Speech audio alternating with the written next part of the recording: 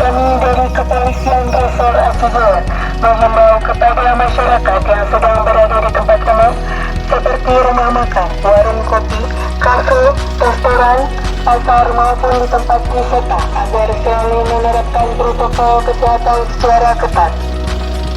Menggunakan masker dengan benar, mencuci tangan dengan sabun, serta gunakan hand sanitizer dan menjaga jarak.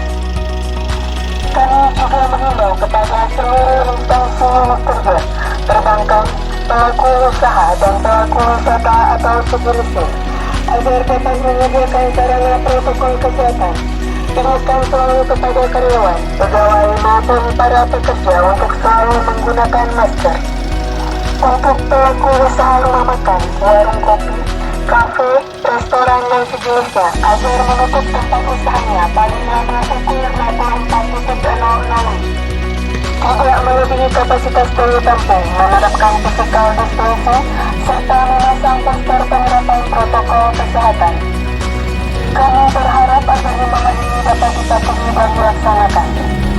Apabila himbauan tersebut tidak dilaksanakan, maka dapat dikenakan sanksi sesuai dengan Undang-Undang Nomor 6 Tahun 2018 tentang karantina kesehatan dan peraturan Gubernur Aceh Nomor 51 Tahun 2020 tentang penerapan disiplin dan penegakan hukum protokol kesehatan, serta peraturan Bupati Nomor 48 Tahun 2020.